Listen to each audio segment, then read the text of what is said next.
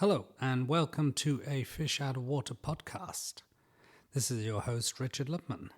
Today, we are interviewing Elizabeth Lowe, sponsored by Camera Museum of London at 44 Museum Street. Okay. Hi. Hi, Richard. Hi, Elizabeth. Thanks for joining. Hi. Is it okay? Is this going to be an audio-only podcast? Yes, but it would be nice to see even a few minutes of your face so I can take a screen grab to put as a profile picture.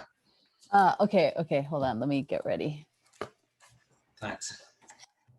Can you tell us what projects excite you?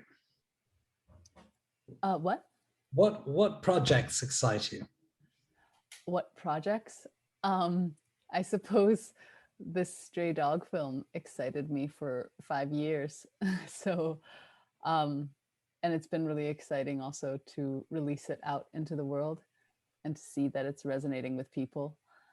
And making it was one of the most exciting times of my life, because every day we would follow stray dogs around Istanbul and you would never know where they would take you, because it was completely them making the decisions of when to cross the street, which corner to turn at, who to interact with.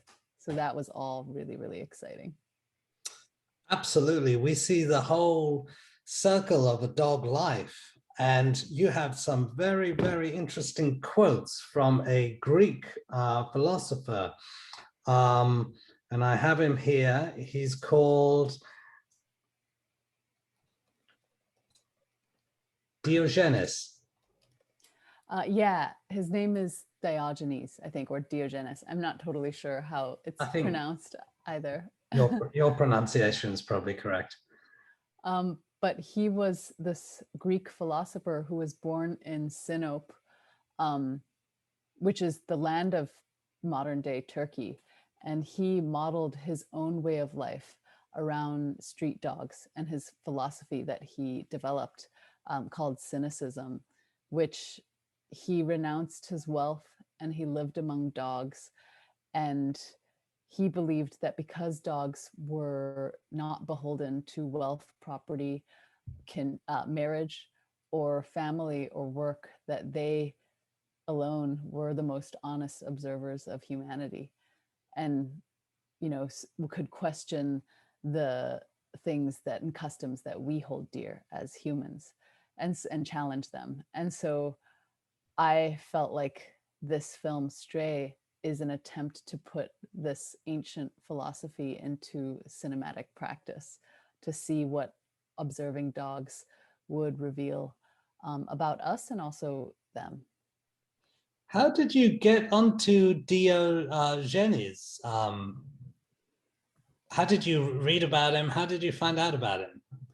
When I was conceiving of the film, I was working with my producer, Shane Boris, and we tried to consume all dog-related literature.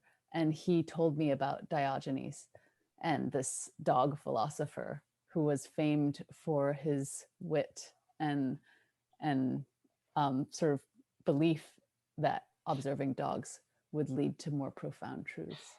It took you. He was one of the literary texts that really resonated. It took you 5 years to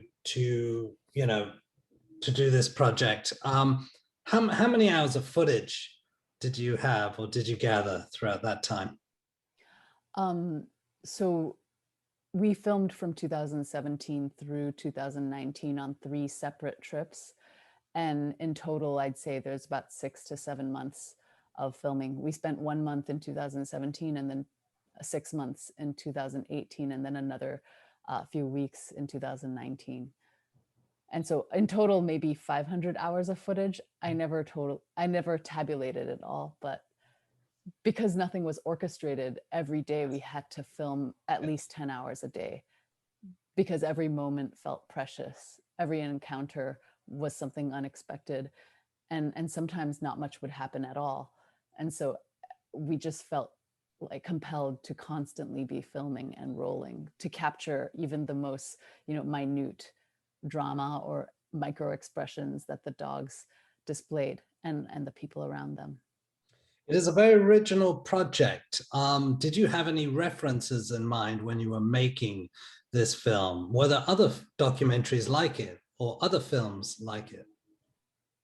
I mean, not directly, but I think in my mind, the images of like Michael Glowager's documentaries that span the globe, those were in my mind because originally the films had, the idea was to follow stray dogs around the world and to see how the status of a single species can change drastically depending on the cultural context and the value that they're assigned within a particular culture. So he was certainly on my mind, even though the whole film now takes place in Turkey. And in terms of other documentaries, maybe Frederick Weissman is a reference because he also makes observational films and is incisive in his critique of society.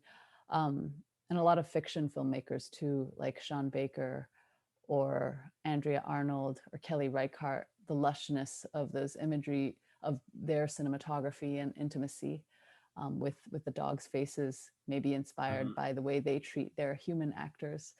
But also a lot of it was just me feeling frustrated by the existing cinema that claimed to be about dogs and how seldomly they bothered to inhabit the dog's literal gaze. And so filming it from the height of dogs was really important to me, that if you're going to bother to tell their story, at least have enough respect for them as subjects to inhabit their gaze in the way that we inhabit human gazes when we tell human dramas by filming everything at 5 feet or 6 feet. Yeah, you felt very close to the dogs. Many observations I could go through. I mean, you see the paws, the faces. You almost feel like you're next to them. And you've got so many different characters there. You've got Zirin, you've got Nazar. That's very interesting. We're going to go into that a bit later. How did you pitch it, and how did you raise money to make the film? It was a very difficult film to pitch because many people were confused. Humanity through the eyes of dogs. It would be a question of whose story are you trying to tell? Is it the dog's story or is it humanity's? And I think over time, what I realized in the years of making this film, as a very independent venture, because there was no major studio or production company that came on board our film, was that simply entrusting this dog called Zeytin and following her life and trying to edit it in a way that was true to what I observed about her life, that I realized it was a false dichotomy posed by all the funders and would-be investors, that there is not this distinction between our story versus a dog's story because they are so deeply entwined. And obviously her life interweaves between people and her own and dogs throughout the film. And in terms of funding, we're very lucky to get grants from Rooftop Films, who are sort of champions of bold cinema that is not easy to put into words or grant. And also BAVAC, the Bay Area Video Coalition, and ARI Amira Grant, the film company, the film camera company, also sponsored us. Along with Apple, we asked for some equipment from them and Tractive GPS, these pet tracking collars that we use to keep track of the dogs overnights so that we wouldn't lose them the next day. So those were our main sponsors and supporters. And then a lot of it was also just personal savings of my own that I had accrued from my short film work. Very interesting. Yeah, you mentioned tagging. So I assume that the dogs were tagged. Was Zirin tagged? Zeytin Zeytin. was, we would put these collars on the dogs at the end of the night where you could attach a mini GPS tracker. And so that's what we would do at the end of the night.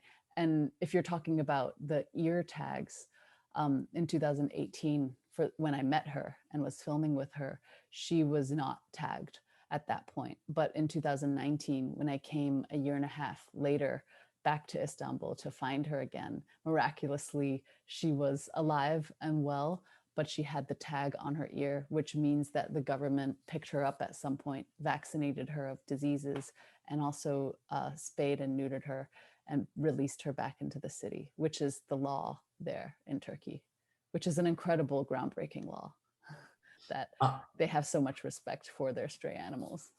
Were there advantages and disadvantages about that law whilst you were working there?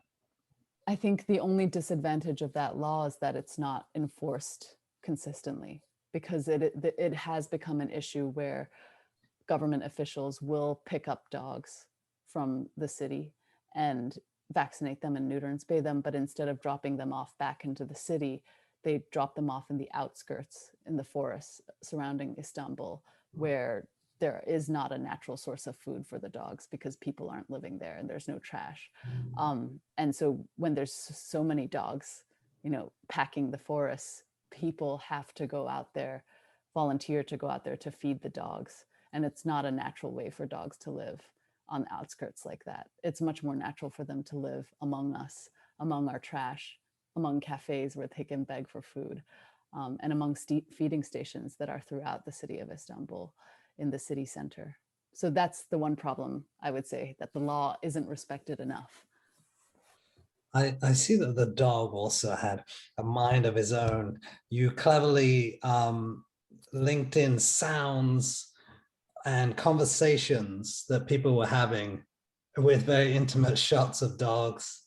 And I one of them, for example, being this couple that was sitting down with, jealous boyfriend, and the Instagram story with the lady. We see that Turkey also, the society, has this kind of different vibe.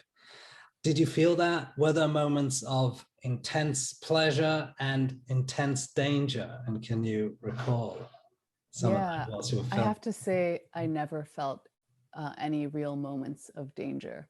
I always felt that if anything were to happen, somebody would step in to my aid, because it felt like the kind of society that was so hospitable and everybody was up in everyone's business that I felt safe. And also because I was with the dogs all the time, and the dogs, over time, I could feel that they were defensive of me. If I was ever annoyed by somebody approaching us during the production, Zeytin would get up to bark at them. So there was that feeling of being protected on a very primal level by being a part of Zeytin, the stray dogs pack.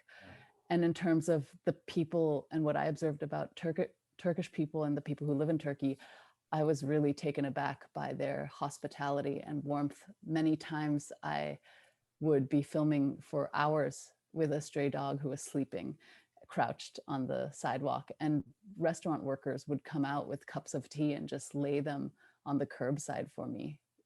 And I've never received that level of hospitality in any other country. Right. So it's a credit, I think, to the culture that is very warm. And also, it's probably not a coincidence that this is the same culture that has also chosen to embrace stray animals and communally care for them. Even though none of these animals belong to anyone specifically, they were very protected. Like when I would put on these GPS tracking collars onto the dogs, Turks would come up to us and warn us and say, "What are you doing to the dogs?" They would be very alarmed because they felt that nobody had a right to interfere in the dogs' lives and cause harm to the dogs. So that was something that I observed. Was there an issue of permissions? Did you need permission to film out in the streets and to film strangers? How was that? So Zeynep Koprulu of Peri Feri Film, she is an Istanbul-based filmmaker and producer. She got blanket permissions for us to film throughout the city. She managed to get that. And then on top of that, in terms of releases, we got releases from mostly everyone who appears in this film. All the conversations that we recorded, we would approach people when Zeytin would approach them. And once Zeytin started sitting down near them and we could hear them talking around Zeytin, Zeynep or Ceylan, one of my co-producers in Turkey, would be recording the conversations that were happening around Zeytin. And then midway through, we would ask them if they minded and if they would sign a release at the end of it. And they often, I was always surprised by how people's guards were really came down the moment we explained that this was a film about what a stray dog sees and hears. And also, I think the fact that I was very blatantly a foreigner and couldn't understand Turkish maybe also put people at ease. And then the transcripts would come back, and I would read through the conversations that we were able to capture and be amazed that people let us in that way. Absolutely. And you kind of get a glimpse of life in Turkey, you know, out on the streets. Very intimate life. Can I ask, so most of the time you were with people whilst you were filming, or were there moments where you were alone? And when was that?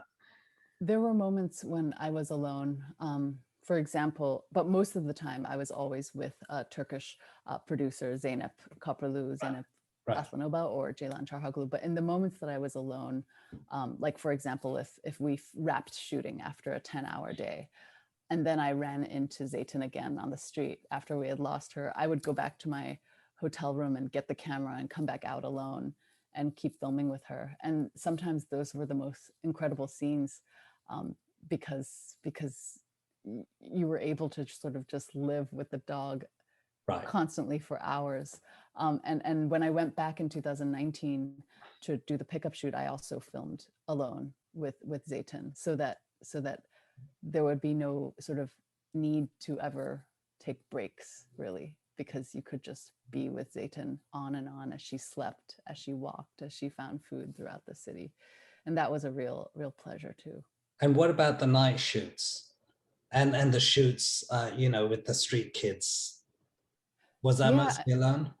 No. With a lot of time, most of the times with the street, the young men from Syria who lived on the streets, Zeynep or Zeynep would be with me, because they were able to sort of communicate with them more than just myself alone. But in the few times that I did film with the young men alone, they were always super welcoming. I think we just communicated through smiles and body language, and sharing meals with the dogs together. Right, very interesting. And I see that the film was divided into chapters by quotes, and definitely different stories and elements to it.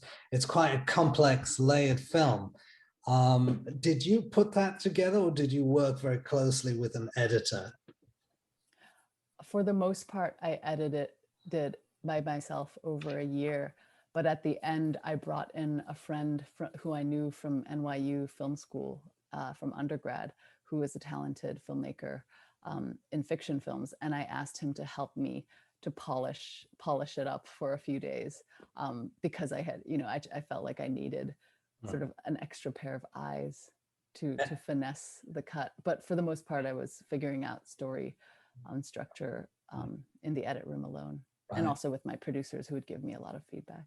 And you get notes, etc. Yeah, we did go through a few test screenings where we tried to workshop the film in groups, but I actually always found that those kinds of group workshops sometimes became counterproductive. Well, they certainly helped us figure out, the film wasn't resonating the way it was cut.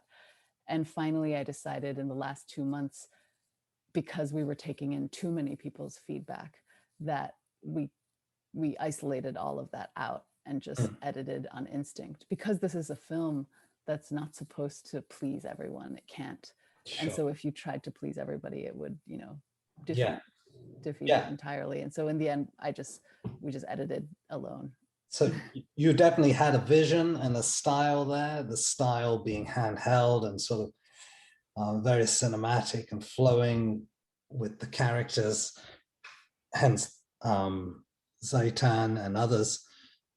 And the vision, was the vision before the filming, during, or after? Was it a bit of everything? I think a bit of everything. I mean, it's interesting because originally we had conceived of the film as stray dogs around the world, and then we kind of reduced it to stray dogs around Turkey. And we did film in 3 different cities, which 2 of those cities have since been cut out of the film and are now deleted scenes or short films on the DVD of Stray that's about to be released. But when I look at the film and I look at our original treatment, if it, like, minus the fact that, you know, it's not 3 interweaving stories, but just 1 dog and 2 other dog companions, it actually is quite similar to our initial vision. Like, we always imagined that the dogs would be eavesdropping on different people's conversations and dramas would be unfolding around the gaze of dogs. So in some ways it does feel like the seed of the idea at the beginning is how the film ended up being. And how was the music conceived? Was it something where the musician would look at each scene separately or watch the whole film and then play in real time? Or how was that conceived? With the musician Ali Helnwein, he had actually emailed me his portfolio and I had listened to it and I loved his music. And so I started sliding in some of his pre-existing cues into my edit. And then once I had done that and also put in some reference music, he started to compose to what I had set in already and created an original score for the entire film, which was, yeah, a process of trial and error and sliding in different music cues in at different points. And then sometimes he would, once we had determined what music cue would go there, then he would finesse that cue to match the edit. Interesting. And we also got some Chinese reaction. We got reactions from different people. Are those typical reactions that you would get on a daily basis? Oh, the dog is sitting next to me, or he's doing this next to me? Or was it mostly foreign people that were more shocked by, you know, the abundance of dogs in the city? Yeah. I mean, that Chinese tourist mother and daughter pair, I think they're the only foreigners who are in the film who talk to the dogs or talk about the dogs. Right. And that was the only interaction that I was able to capture with tourists in that respect. But and maybe a few others actually, with other Chinese tourists who were also very shocked by the presence of the dogs. Some were very fascinated, and then in the case of the ones that made it into the film, they were appalled by these free roaming dogs who were, you know, pooping everywhere. And I think it does reveal a different cultural attitude. The Turks who live in Istanbul, seeing dogs was no surprise to them. Maybe they grew up with it. And even though what's really interesting is that in the last 30 years, the attitude towards stray animals has really shifted, especially in terms of the government. 30 years ago, they were setting out poison for the dogs. And now 30 years later, because of this growing animal rights movement in Turkey that has become mainstream, now they're advising everyone to set out bowls of water for the dogs and kibble. And so I think there's a big cultural gap in people who are not cultures, and people from cultures that are not used to stray animals and those who are. There are a lot of dogs. Obviously, they must be breeding quite a lot. But what about cats? Did you witness cats and others? Yeah. Is it the same rule? They're everywhere. And I think what's different about cats and dogs in Turkey is that I don't think cats were ever persecuted in the way that stray dogs in Turkey have historically been. It was in the 1900s that the Sultan rounded up 80,000 stray dogs during the Ottoman Empire crumbling and banished them to an island where they all starved to death. And over the next 100 years, the Turkish government has tried repeatedly to eradicate stray dogs from the streets by poisoning them or by rounding them up and killing them, much in the same way that in London or Paris, dogs are exterminated every year. But people fought against that in 2004 and were able to pass groundbreaking laws to protect them from being killed, euthanized, or even held in captivity. And so cats don't have that history of persecution. I think they've been beloved throughout in Turkey and are very much a part of the soul of the city, as that other documentary, Kedi, points out. Right. I noticed a parallel between this film and your first film. Certain patterns arising. Firstly, out in the streets, homeless, and a sort of very intimate connection with various subjects. Is this part of your style? Is this your USP, would you say? What is USP? Unique selling point. Like Oh, different I should filmmakers or know that. different authors, are specialists in various areas. Would you Oh, consider yourself a specialist in that area, sort of? no, not at all. I think maybe it's a coincidence that both these films have some iteration of being without homes. But I think in this iteration with Stray, the relationship that dogs have with the streets and how they've reclaimed them and are very at home on the streets is very different than people who are homeless in Silicon Valley, which was the Hotel 22, the short film about the bus. But I think from Hotel 22, one of my first short films that sort of helped me get to know the film industry and get to understand the impact that a film can have on viewers, and in changing lives in concrete ways. That film exposed me to the fact that viewers are really intelligent, and they can read, and reviewers also have a lot of empathy, and they can read into a film without you having to tell them or spell it out for them how they should feel. And that's something I learned from making Hotel 22, the short film, which is something I've applied to Stray also, which requires a lot of imagination on the part of the viewer, I think, to see that these dogs have perhaps rich inner lives, and to make sense of the juxtaposition of scenes that happen in the film without being heavily guided. And also imagination by the part of the camera person, because you filmed it in a way that's very intuitive, with the dogs, with the characters, small things, large scopes, and wow. Thanks. What was your career like after Hotel 22? Was it easy to work on films, or what did you do after Hotel 22 since? Well, after Hotel 22, I got some attention from sort of the commercial world and also the grants world that would commission me to make films, to make short films. So it was quite easy for me to make a living out of short films that I had a lot of creative control over topics that I found to be meaningful.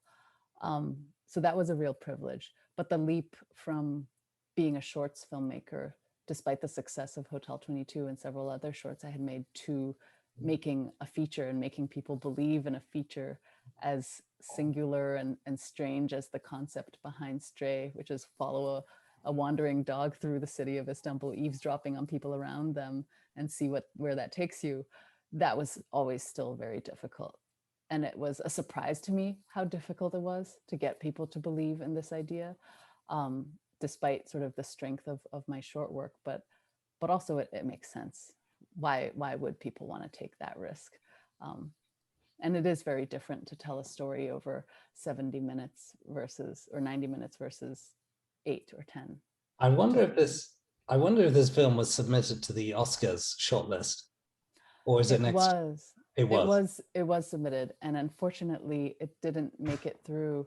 But I feel very happy that it was even in contention and that it qualified. Right. And I'm sure it will win other prizes. Can you tell us what about your future projects? Right now, I'm in development on my second feature-length documentary under the Concordia Studio Fellowship, which is based in LA. And it's very exciting to be developing ideas, not on my own, and to be a part of a community as I make this other leap from your first feature to your next one. But I can't discuss sort of what exactly it's about yet, because it's still in early development. Sure, teething stages. But generally, how would it work when you collaborate with others, as part of a community? Do you are there workshops? Do you discuss it with other people, producers? Do you have to map out exactly the vision or the story, the treatment? Well, I have a mentor Roddy Taylor, who runs the Concordia Studio Fellowship, and I always bounce ideas off of her. And then sometimes she might bring in other people from the company to talk through my ideas with me to see what appeals to them or not. And it's a pretty loose process. Like, I think it's sort of designed to fit every artist or filmmaker's needs and what stage they're in. I'm wondering, when you're filming, do you when you're thinking of the story, do you think about the audience first, or do you think about what excites you? In the case of Stray, it was completely what excited me, and that might also be part of the naivete of being a first-time filmmaker, essentially, not knowing how many years it would take, not knowing how difficult it would be to raise funds for it or to complete it. And so Stray was truly and very authentically an expression of my own deepest desires and what brought me joy. And as I embark on my second feature, I think that mode, I would love to repeat it, but it's also, you have to face sort of, I've learned that you can't make things, it's unsustainable to make things without an audience in mind. And I've been very fortunate that Stray has been able to get distribution around the world with Magnolia Pictures and Dog Wolf. But that, that's like me getting lucky, I think, with my first film. And I do feel like I need to be wiser as I embark on my second one. Sure. Thank you very much. Elizabeth Lowe, great speaking with you. And all the best with the film. It was very intense, and it really felt like it brings you on a journey. Thank you so much. Thanks for watching it. Thank you. We look forward to seeing your future films. Thank you. And thanks for promoting Stray. Thank you. It's a great film. All the best. Bye. Bye. Bye. Thanks again for listening to a Fish Out of Water podcast. This is your host, Richard Lipman. Should you have any comments, questions, or suggestions, please get in touch. Sponsored by Camera Museum of London at 44 Museum Street.